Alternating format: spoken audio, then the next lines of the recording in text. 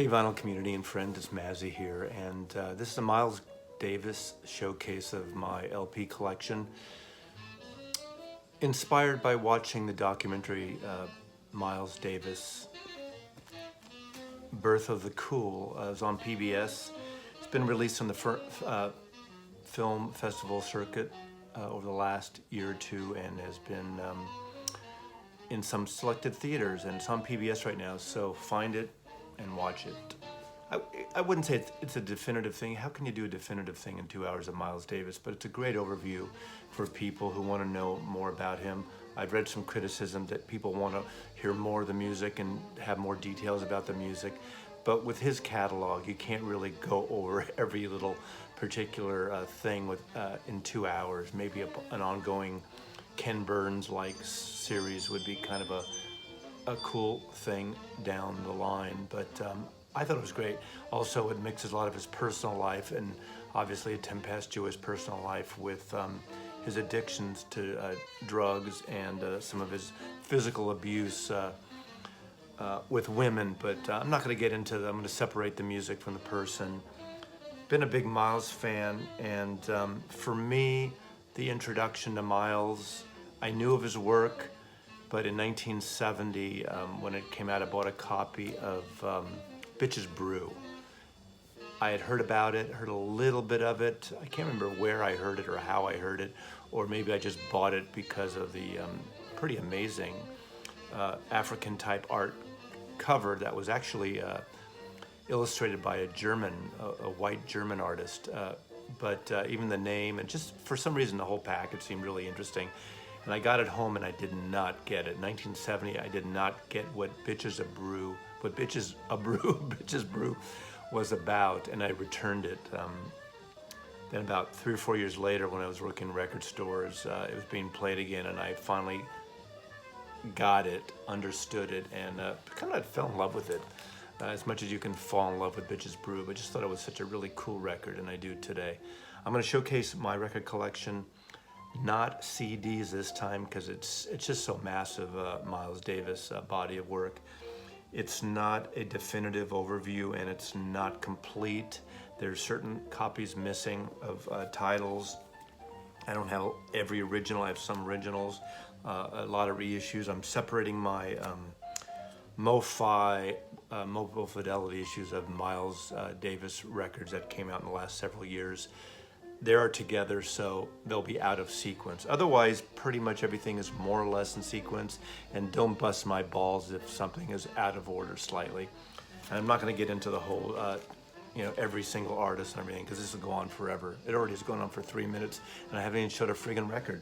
But I will start out with showing this great, and I've showed this before on different videos, Savoy box set of Charlie Parker.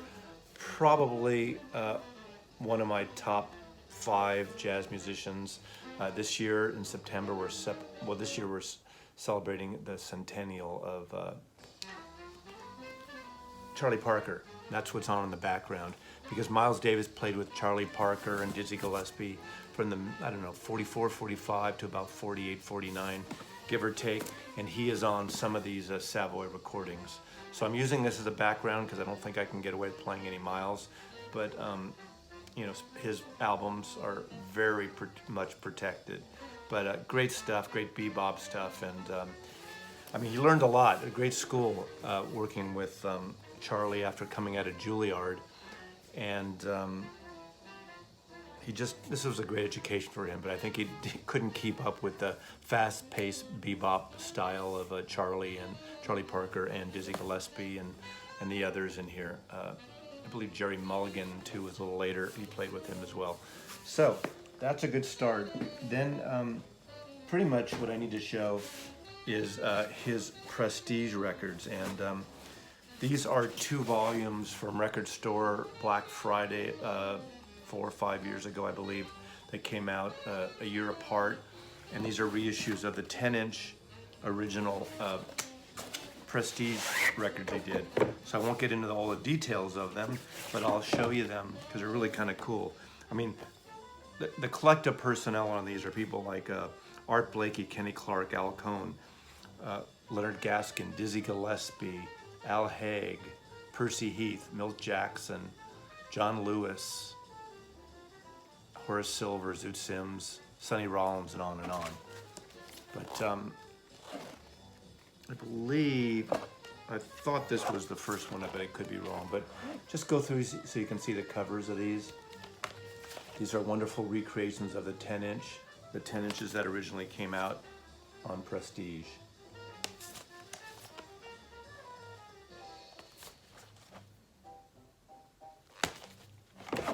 And then volume 2, kind of more of the same, but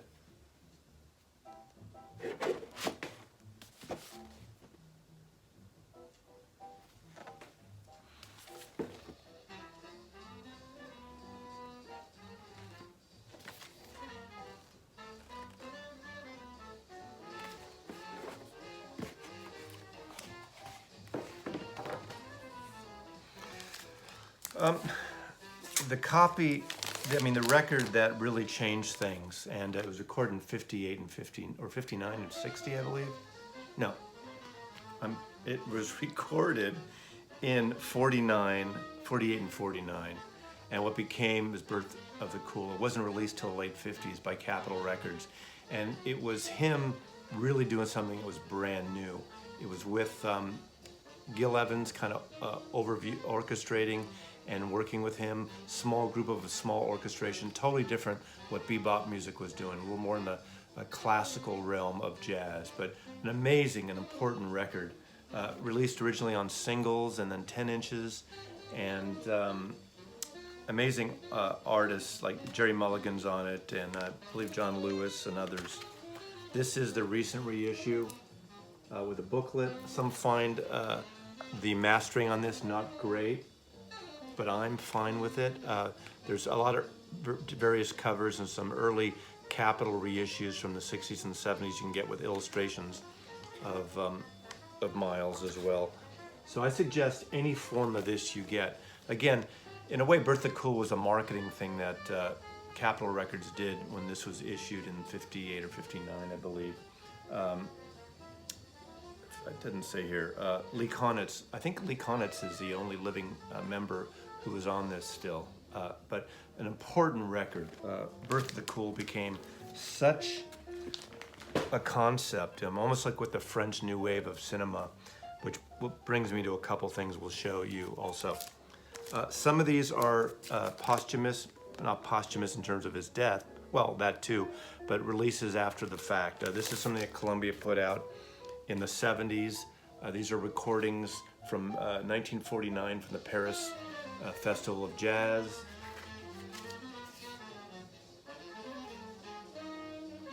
Miles Davis and the Tad Dameron Quintet. Okay, this is a record, and I should have put this in a different order, but late 50s also. This is a British, actually a Dutch reissue, a series. This series of jazz, if you see these, I think they're mostly all Dutch. It might be from the UK too, but I believe Dutch, and they're pretty nice records. And some of this is from a soundtrack of Louis Malle film, which I'll show you later. He recorded in Paris. Also a great version on here of Blue Christmas. Blue Christmas has been a lot of Christmas jazz comps.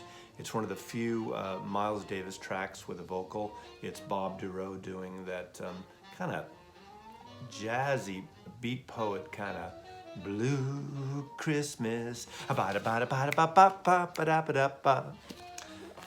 Massey shouldn't sing, as we know. Now, he was on Prestige, and these are reissues of various Prestige. These are from the original jazz classics from the 80s when, well, Fantasy obviously picked these things up in the early 70s. They picked up the Prestige catalog and reissued them throughout that. These are good records. This is Baggs, Miles, and Milt Jackson, Thelonious Monk, Kenny Clark, and Percy Heath. Really great record. Some of you may know he signed to Columbia, and to get out of his contract, he basically over what, was it 2 days or several days, just recorded a bunch of music that became this whole series of walking and steam and fucking and I don't know. No, but incredible music. And this is stuff with Miles Davis, Horace Silver, Kenny Clark, Lucky Thompson, J.J. Johnson, Percy Heath. Also, I believe on here is Red Garland, Philly Joe Jones, John Coltrane. But any form you can get these records in, pick them up because they're pretty amazing. We recorded these just over literally a couple of days. This is Working and Steamin'. These are later Prestige 70s issues where they did twofers combining the records. But these records are just extremely, extremely important. Miles Davis, John Coltrane, Red Garland, Paul Chambers, and Philly Joe Jones. His first great quintet.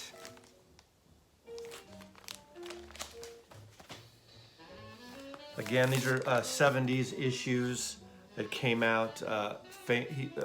Miles Davis used to work out in the gym quite a bit. This is a pretty famous photograph by the photographer Jim Marshall, and this was an issue from '77. But again, these are early recordings from the early 50s with Art Blakey, Percy Heath, Kenny Clark, Thelonious Monk, Sonny Rollins, Horace Silver, and on and on. But good reissues. Any of the reissues, I mean, you should pick up any of these comps from the 70s. Obviously, since they're from the 70s and even into the 80s, they're all analog sourced and pretty good. I'm going to pull this shade up because the sunlight just shined in, giving my beautiful young face a glow, but I don't think we need that. One moment. Now this is a really cool record, and I've showcased this a few weeks ago on a new release thing that I got. I just picked this up recently. It's still available, and it is Michel LeGrande, who is a orchestra leader, French composer, did a lot of film soundtracks, an arranger. And this is Miles Davis is featured on here, so it's not obviously specifically a Miles record, but of course he's featured and marketed on here. But it's a huge group of amazing people, everyone from Herbie Mann to John Coltrane to Paul Chambers, Jimmy Cleveland, Teo Macero even plays on here, Donald Byrd. Yeah, but Michel LeGrande orchestrated it, arranged it, is a conductor on this. It's a little more lush. It's a gorgeous record, an amazing sounding record. So this has been reissued several times, but I highly suggest this one for a little different take on Miles. Okay, he gets signed to Columbia. This is his first release on Columbia. Round About Midnight. It's got Round Midnight on it, and it's with, again, Coltrane, Red Garland, Paul Chambers, and Philly Joe Jones. And these again are going somewhat order. I'm not going to get into each one. Miles Ahead, the next album on Columbia, and of course when Miles saw the artwork, he goes, "Why did you put what's that fucking white bitch doing on the cover?" And he was just incensed. Obviously, in those days, this is like 58 or 59, I believe. Don't have the exact date, but it's in that realm. You know, they're trying to get, Columbia had all the bucks, the money, the investment to record and promote Miles, and he wanted the money. He wanted access to a larger audience, which he actually got from Columbia. But he hated this cover, and the next pressing, there's a close-up, I don't have it here, of him playing the trumpet. So they switched it out from that. But that was, as you know, common in the days of jazz artists, with a lot of sexy white women for the most part. And then finally, African-American women, black women on the covers too, later on. But Miles was pissed off and wasn't afraid to tell the folks at Columbia how he hated that. Next is Milestones. And this continues with Philly Joe Jones, Paul Chambers, Red Garland, and John Coltrane. The great song, Monk song, Straight Note Chaser is on it. Now, jazz tracks. What I mentioned before with doing the French soundtrack, he did a soundtrack composed to a Louis Malle film, and this is actually from Frantic, and also, well, the film he did for L'Ancien pour la Fraude, and I believe it's the same film, just in French. And this is the alternate cover. So these are both pretty much the same record, Jazz Tracks and Jazz Track, the Miles Davis Quintet, and the Miles Davis Sextet. So you got one side of the soundtrack and one side is original compositions.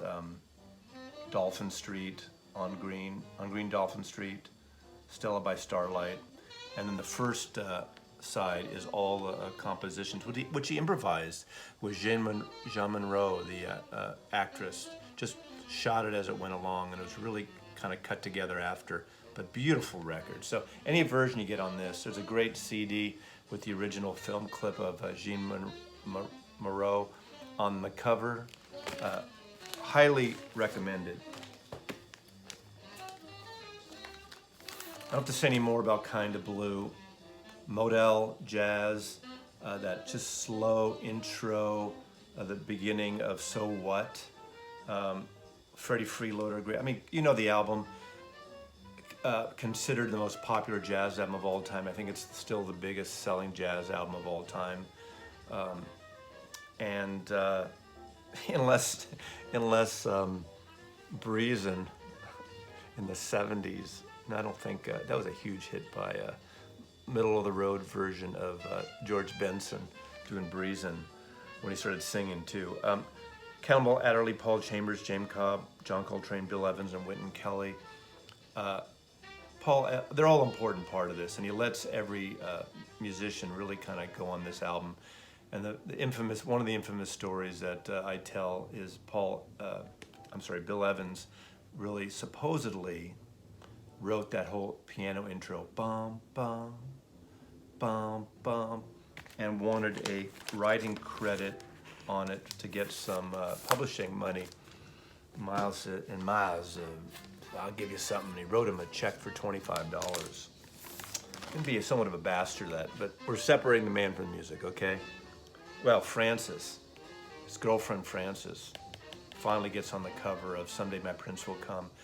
This is early on, and I did say about Bill Evans and him, not Bill Evans, Gil Evans and him had a good symbiotic relationship. And in the late 50s, when Miles and all the jazz thing was happening on 52nd Street, Miles was hanging around, and because of Frances, who was a dancer and performer, and later was on the original Broadway version of West Side Story for a short time, till Miles kind of made her quit,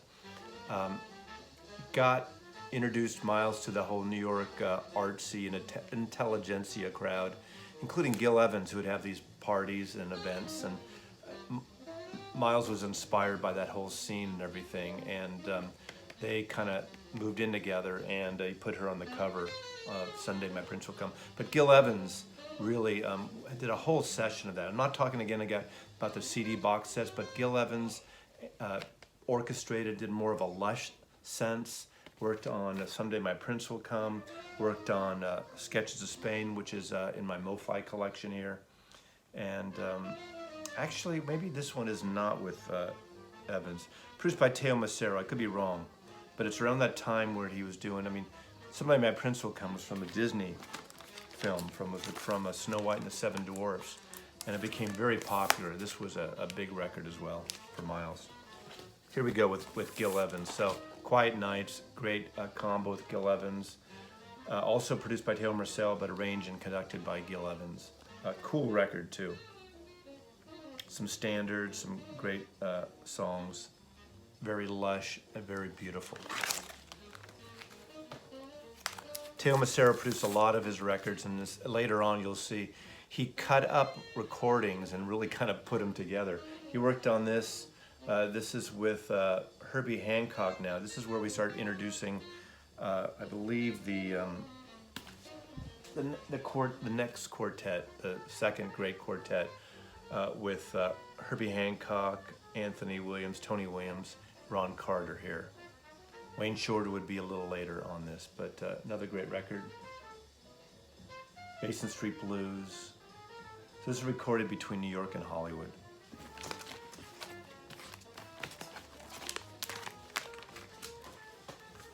Continuing with his standards, My Funny Valentine, great song. You know the song, one of the definitive versions. This is one of the definitive versions, as well as the vocal version with not with Miles, but of Chet Baker.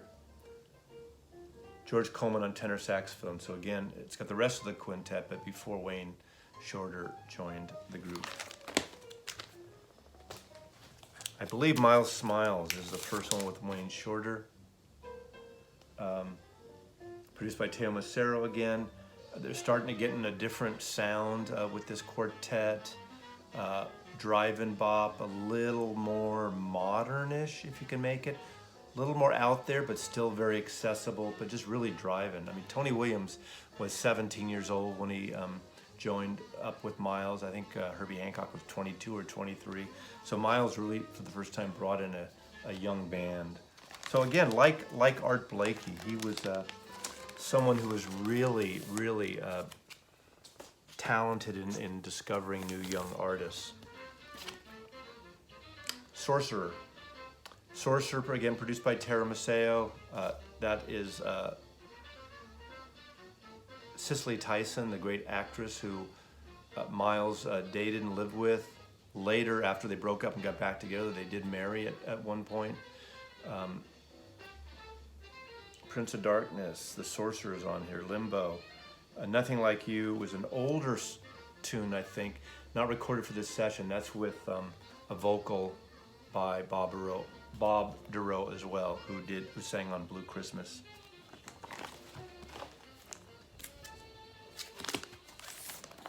Nefertiti.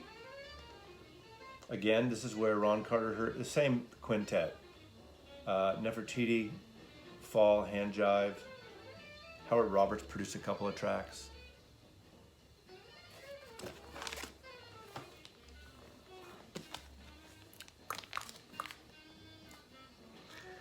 Now, from San Francisco, live in San Francisco, live at the Black Hawk.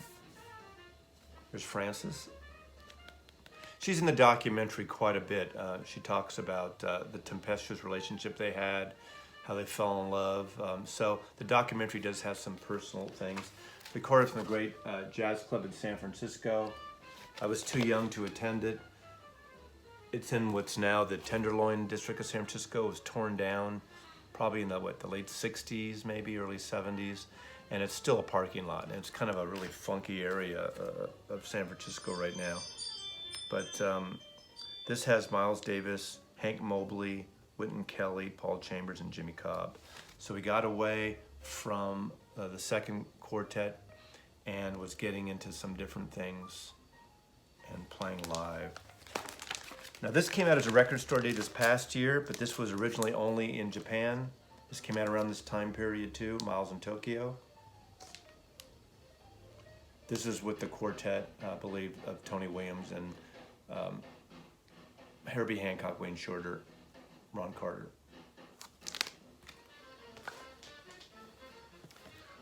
Now, I'm missing some things here because they're going to be pulled up when I get to the MoFi stuff. So, you know, it's not conceptually in order telling about the history. But again, here's a copy, my copy that I got in 1974 probably, working in a record store that I rediscovered the album. An amazing cover, an important record. This is actually one of Miles' also biggest selling records.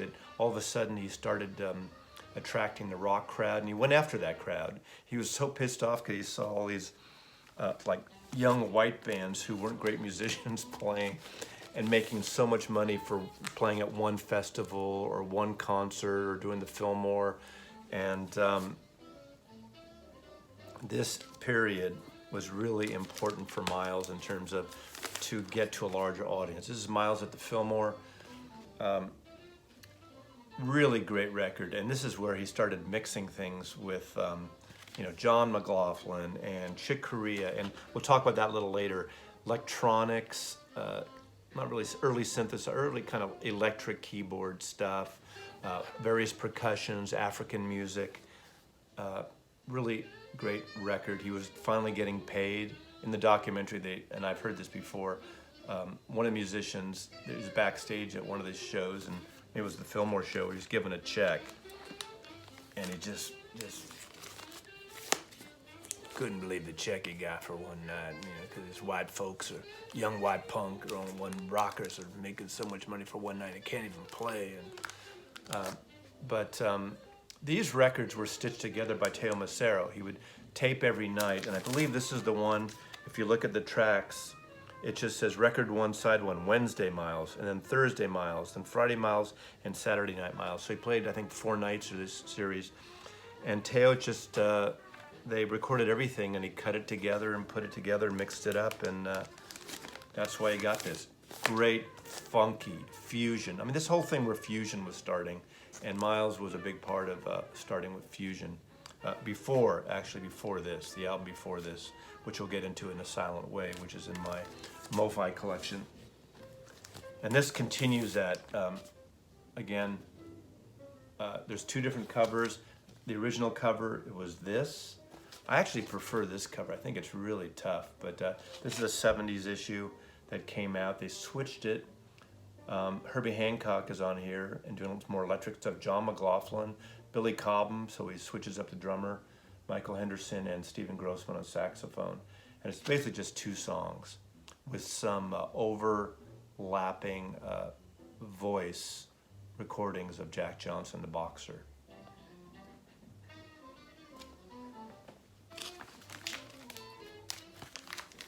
Again, an album that was considered pretty out there. There's a promo copy I got in the 70s of Agartha, really fusing, really out there, a really mix. I mean, he's got Sonny Fortune, Michael Henderson, Pete Cosi, Al Foster, Reggie Lucas, Matume Ankamba, percussion, rhythm box. So this stuff was recorded in Japan in '75. So it's really an out there record. Cool record to put on when you're vacuuming. No, seriously, it is a cool record, but it's not for the faint of heart. If you were into Kind of Blue in that period of Miles, this probably ain't for you. It's a long video. You can stop and start it when you want. Miles at Monk in Newport. Now these are reissues after the fact, Columbia in the 70s, putting things out when Miles sort of had from 75 to 80, early 80s, he had sort of he was fucked up. He was messed up. He didn't play his trumpet for something like 6 years. So Columbia went to the vaults, went to the tapes, outtakes, live things, and put up a series of records with great artwork. I think John Berg was the art director then at Columbia. Did some amazing things. This is a cool set, and I forget, put together by Bruce Lundvall for doing a lot of this jazz history. Joe Zawinul, Miles Davis, Joe Zawinul track. So this is everything from 61 to 68 to 1970. So this is from 1960 to 1970, a bunch of outtakes of different stuff kind of put together. Cool record. These are cool records. Again, I'd say if you see them, just pick them up. It's a great way to get a feel of different aspects, and they're usually outtake things from different sessions and live recordings. Another one here. Let's see. This goes again from there's tracks as early as 1955, going all the way up to 1970. So this spans a really large period in Miles' career. Now this is one of those tapes they found last few years, Copenhagen 1960. Great issue, Miles and Coltrane. This is the final tour they did together. Really amazing recording on whether you get compact disc or vinyl. I suppose this is still in print. And another, I believe, I think it was a record store day, could be wrong. Some outtakes from In a Silent Way sessions. Again, for the completist, you might as well get Silent Wave first if you're going to go for something like this. But you know, if you find these records, now I jumped off a little bit of Miles with the Warner Brothers years, and I do have some things on compact discs of remixes, and he got some young jazz artists to work with at Warner Brothers. Warner Brothers picked him up when he was coming back after his hiatus and retirement and restructuring. I think Cicely Tyson really helped him get off junk and stop snorting cocaine and less drinking and somewhat better. And you got a tribute to this, but to me this is an amazing cover. This is Tutu, and this is a co-production, I believe, with Tommy LaPuma and Marcus Miller. And Marcus Miller played on some of the later solo albums that Tony Williams, the drummer, did for Blue Note. It's a modern record. Critics were hot and cold. I think it's really interesting, and I can enjoy it now. At the time, I wasn't a huge fan of it. But, you know, I think any Miles, he's one of those artists that anything he does is interesting. Doesn't always work depending on the audience and what you're looking for. It's experimental, commercial, funky, but I'd rather have it more out there than this is, but still a very interesting record. So in the end, this is going to be a while, but I'm going to quickly just go through my MoFi collections.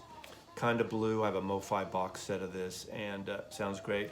Some folks feel the MoFi version is a little bass heavy, so at your own risk, you know, it's all subjective depending on your system, what you're listening to. I think it's a nice sounding record. I think if you get a good 70s, obviously if you get a good late 50s original, it's great, but obviously a lot of them have surface noise. So that's a whole subjective thing. I'm not getting into the whole audiophile and back and forth of reissues versus original versus, you know, 6 eyes and 2 eyes and no eyes and circular capital. I think, you know, any good 60s, 70s version would be great if you can get a clean copy.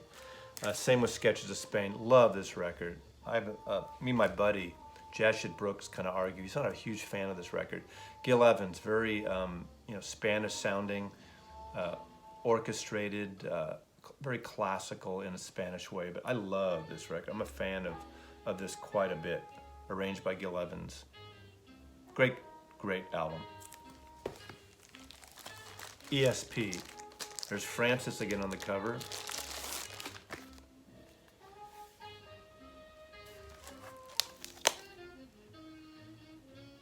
With the great Quintet, you know, Wayne Shorter, Tony Williams, Ron Carter, and Herb Hancock. I don't see him as a Herb. It sounds so Jewish. Herbie Hancock.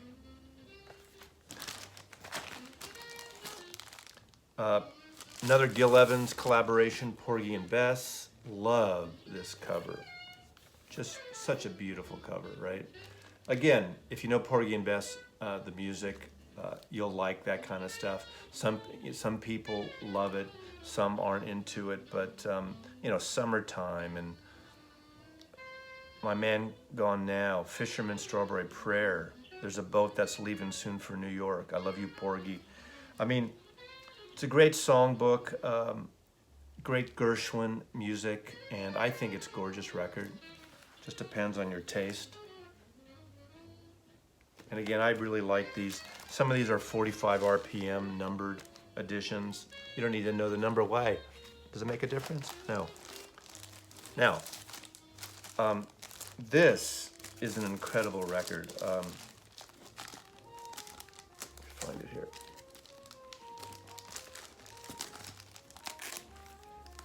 Second. I showed this before. Did I show it?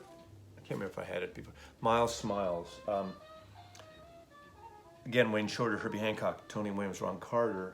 Really interesting, really pushing it. A favorite of mine. I mean, I think those five, what they did, second quintet, I think did 5 albums together. I think they're all really great. I love that period. Of course, I love the first quartet with Miles too. So now, Miles in the Sky. What an amazing record. I might pick this first. This is where Herbie starts getting a little electric. This is 1968. Things started changing here. This is, I believe, the last record of the original or the second quintet, and Miles in the Sky, which I didn't know for a long time. The name, he did Miles in the Sky, he got it. There's always a Beatle connection in a Mazzy video somewhere. He got it from Lucy in the Sky with Diamonds, from just the title. He did Miles in the Sky. Nothing on this record relates to the Beatles or Lucy in the Sky with Diamonds. It's got 4 songs, and George Benson does play guitar on one track on Paraphernalia, but it's great photograph by the great Japanese photographer Hiro, H-I-R-O.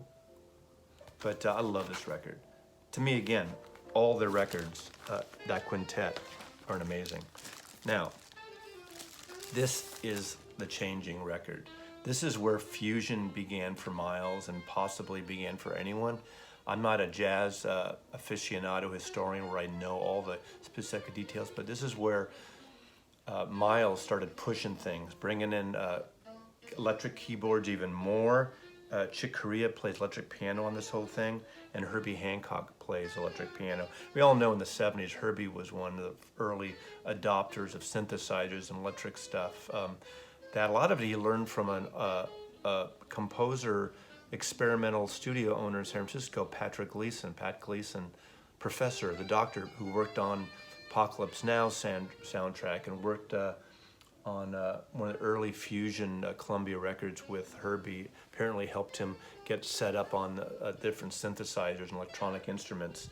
Wayne Shorter, Dave Holland on bass. Brings in also Joseph Zawinul, who would later become a member of Weather Report. And I made a mistake the other day in the video, one of my duets or trio videos, one of my videos, I mentioned it was Joe Zawinul who wrote Heavy Weather, who wrote the song on Heavy Weather Birdland, not Wayne Shorter. So I wrote it in my description, but people don't read that shit. You don't read this stuff, you just watch the friggin' videos. But, and then Tony Williams is still on drums on this, but this, to me, this is a game-changing album. This is from when Miles goes from acoustic to electric, brings in African mixes. So this is the bridge between the albums before Miles in the Sky and Miles Smiles to Bitches Brew. An amazing record in a silent way. Directions in music. I love that. Directions in music. One of my favorites, Maslov Rec. But again, it depends on your taste. Just my MoFi copy. This is where they use the original cover of Jack Johnson. Already talked about that album. Jack Johnson.